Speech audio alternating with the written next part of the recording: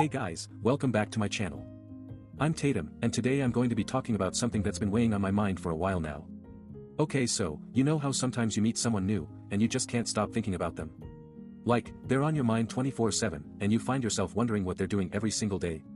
Yeah, I'm here to tell you that it's happened to me. So basically, I met Marcus a few months ago at this party I was forced to attend by my friends. They said it was going to be relaxing and fun, but really it was just an excuse for them to get drunk and make fun of me in front of our crushes. Anyway, Marcus was there too, and let's just say he was not exactly the most popular guy in the room.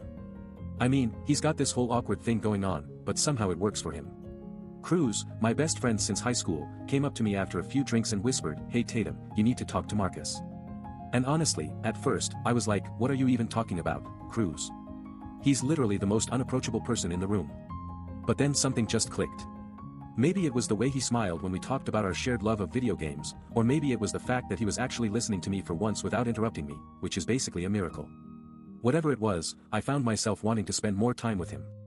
Now, I know what you're thinking, Tatum, this sounds like cute high school stuff. But trust me, guys, things escalated way faster than that. So basically, I started going out of my way to run into Marcus whenever possible.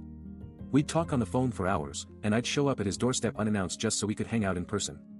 My friends were like, "Tatum, what are you doing? You're literally destroying your life." But I didn't care. I mean, think about it. When you're crushing hard on someone, all rational thought goes out the window. You start to imagine scenarios where everything is perfect, and you're happy together forever. And honestly, sometimes that felt like a reality. Okay, so, I started dressing in these outfits that I knew Marcus would notice me in, like this one time when I wore this super short skirt and he barely looked up from his phone. It was all just so awkward. But despite how ridiculous it all seemed, it actually worked. For the first few months, everything went smoothly. We'd hang out every day, and it felt like we were meant to be together. My friends started to notice the change in me too. They'd come up to me and whisper, "Tatum's smitten," or "Watch out Tatum, she's got feelings for that guy." And honestly, I didn't even care what anyone else thought at that point. So here's where things get weird. Because as much as I loved spending time with Marcus, there were moments when I realized I was doing it all wrong. Like, have you ever noticed how people who are genuinely interested in getting to know someone will ask them questions about themselves? And how our personalities and interests align? Yeah, that never happened with me. Instead, I found myself trying to impress him by pretending to be this person I thought he'd like me to be. I mean, it's not all bad though, having a crush can be so exhilarating. It feels like you're on top of the world, and nothing can bring you down. But what happens when reality sets in? What happens when you realize that maybe, just maybe, you've been chasing an illusion?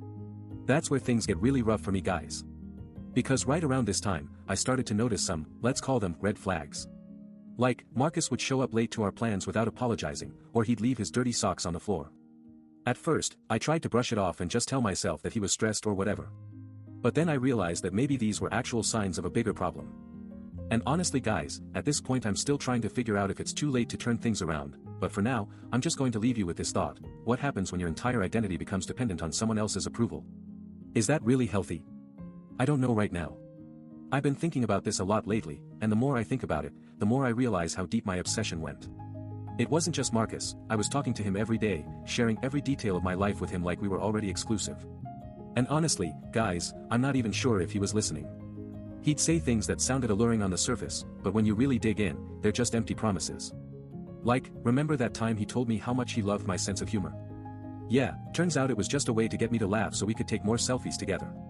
And don't even get me started on the countless hours I spent trying to impress him with my artistic side. I'd stay up all night painting, writing poetry, whatever he seemed to want me to do. But despite all this, I couldn't shake the feeling that there was something missing. Something that Marcus could never give me. And so I kept pushing, kept striving for his approval, no matter how much it hurt me in the process. Like, who am I if not Tatum, the girl who's got a crush on Marcus? As things started to spiral out of control, my friends began to notice. Cruz, in particular, was always telling me that I needed to take a step back and reevaluate what I wanted from life. But by then, I'd become so invested in this fantasy that I couldn't listen to reason anymore. The final straw came when Marcus asked me to meet him at the beach on a whim. He said he had a surprise planned, but it turned out to be just a bunch of his friends and family showing up unannounced. They were all smiling and laughing together, but I could feel my anxiety spiking as they took selfies with me in the background. That's when Marcus finally took me aside and told me that he'd been feeling suffocated by our relationship. He said I was changing too much to fit his vision of us, and that it was time for me to move on. The words cut deep, guys, like, literally cut deep. But even as I felt my heart shattering into a million pieces, I couldn't help but wonder, what if he was right? What if this whole thing has been holding me back all along? I'm not even sure where we are now, or where our relationship ended up going. All I know is that I've lost everything, my friends, my sanity, maybe even myself. And as I sit here in the dark, staring at my phone with Marcus's number still saved on my screen, I'm left wondering, what's next? My mind starts racing with all sorts of scenarios, from, what if I take his advice and start fresh, to, what if I throw a tantrum and try to win him back? But the more I think about it, the more my anxiety spikes again. I'm like a puppet on strings, being pulled in every direction by different emotions. I try to distract myself by scrolling through social media, but of course, Marcus's posts are everywhere. He just posted a new video with his girlfriend, Cruz. Yeah, that's right, guys, the same Cruz who was just friends with me until things got complicated. I feel like I'm going to throw up. My heart is literally racing so hard I can feel my pulse pounding in my temples. I take a deep breath and try to calm myself down, but it's no use. I need to get out of here before I do something crazy. Like what, though? Call him back and beg for forgiveness? That's not going to end well. Or maybe go out and party the night away, trying to drown my sorrows. Yeah, that sounds like a solid plan. I make a decision, or at least, I think it is until I get to Cruz's house and find myself face to face with Marcus again. He's standing on his porch, looking all smug and self-satisfied, while Cruz is, well, being her usual oblivious self. Hey, what's up? She asks me, like we're just old friends hanging out. I try to play it cool, but inside I'm seething. How can they just do this? Don't they even care that I've lost everything because of their little love triangle drama? Not much, I say, trying to sound nonchalant. Just needed some space. Marcus steps in before I can elaborate, or avoid explaining the situation altogether. Actually, Tatum needs a break from all this drama, he says, his voice dripping with condescension. She's been through too much. And just like that, I'm shunned again. Cruz gives me a sympathetic look, which only makes things worse. Does she really not get it? Doesn't she see how much pain she's causing? But before I can even process what's happening, Marcus starts pulling me towards his car. I need to talk to you about something, he says, his voice low and serious.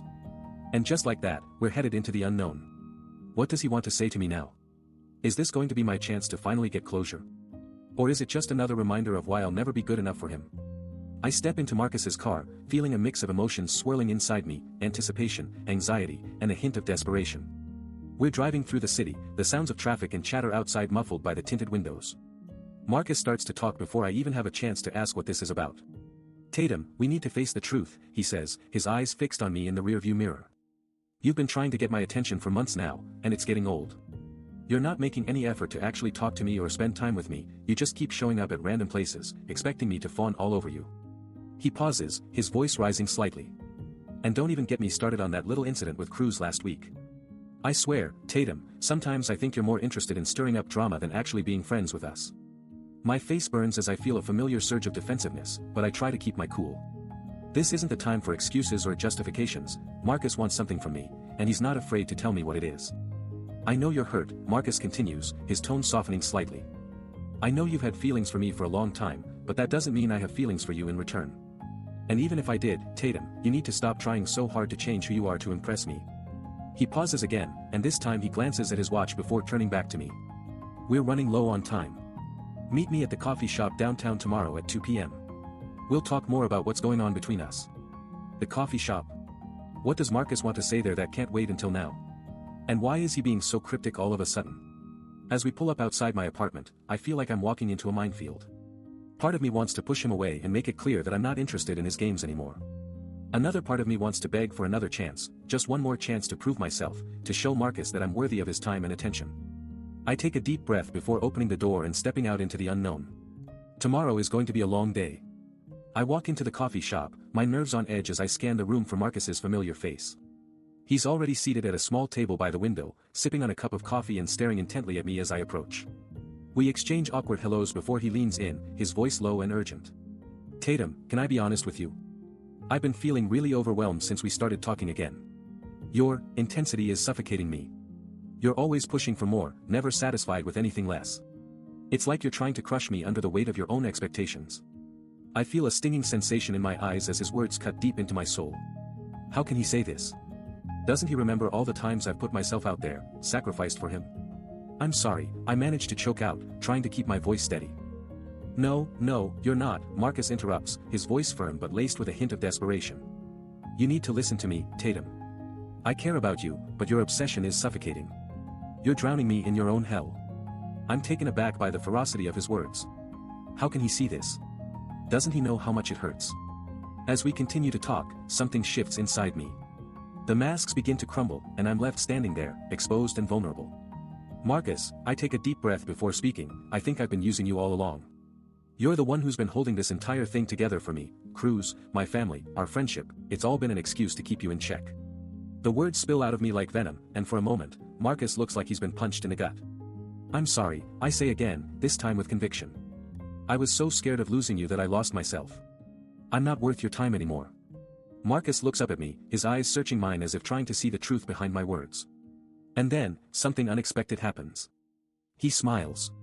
Tatum, I think it's time we set each other free, he says, his voice dripping with a newfound sense of liberation. And with that, everything clicks into place. All the games, all the pretending, they were just a ruse to keep us both safe from our own insecurities. As I walk out of the coffee shop that day, I feel like I'm finally walking away from myself. It's scary, but it's also liberating. And honestly, I still think about what could have been, but not with regret, because this time, I know I'd do things differently. Let me know in the comments if you'd have handled the situation any differently.